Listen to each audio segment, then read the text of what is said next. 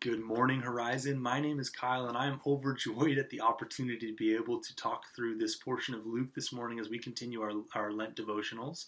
This morning, we find ourselves in Luke chapter 10, verses 17 through 24, immediately following the sending out of the 72 that are to prepare the way for Jesus as he heads towards Jerusalem.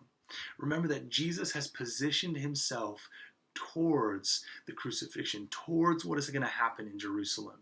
He knows what is coming, and he sends these 72 out ahead of him.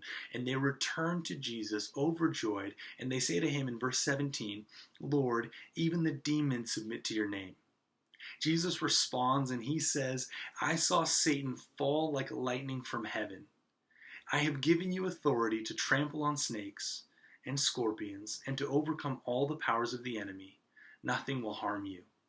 I love the way that Jesus affirms the amazing things that they have done in his name. These 72 had gone out and they came back so excited at the power that the Lord had given them. Sometimes I think I do the exact same thing in my life. I get really caught up in the amazing things that I'm able to do because of the power the Lord has given me. I think about the way that I am able to engage with other people in their burdens and make them feel very welcomed and warm and lessen those burdens just a little bit. I think about the gift of communication and the way that I'm able to put thoughts into sentences and words in a way that people can really understand. I think about the way that I am able to have the freedom to make good decisions, the freedom to choose the right things that otherwise I would not have been able to.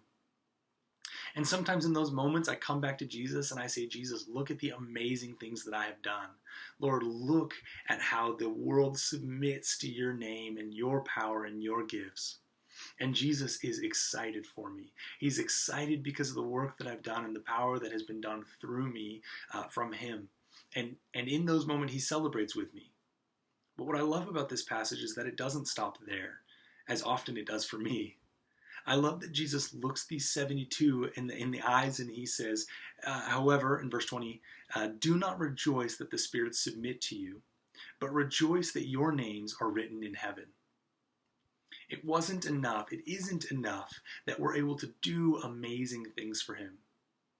The source of Jesus' joy, this overwhelming joy, is not the power that comes with us going into the world, but it's the fact that we can have a relationship with him. See, in verse 21, Jesus says, at that time, Jesus, full of joy through the Holy Spirit, says these things. He says, "I praise you, Father, Lord of heaven and earth, because you have hidden these things from the wise and learned and revealed them to little children. Yes, Father, for this is what you were pleased to do.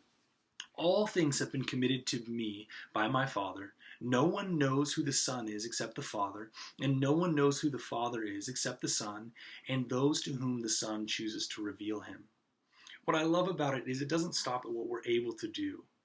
Jesus pivots us back towards the reality that we, each and every one of us, as children of God, as those in the world, have the opportunity to get to know the Father through Jesus.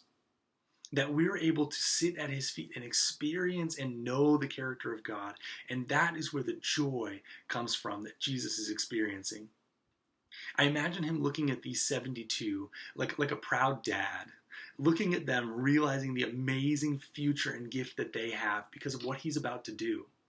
And as he stands facing what is one of the hardest decisions that can be made, right? This crucifixion, this raising from the dead, all of this experience, as he looks on that, he rejoices, knowing that we have the opportunity to get to know him, to sit at his feet, and for the first time, to be able to get to know the Father.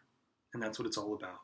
So I encourage you today, take a moment not to think about what you do or what the Lord has given you that you're able to do, but take a moment to celebrate the fact and experience the joy that is us getting to know the Father through Jesus.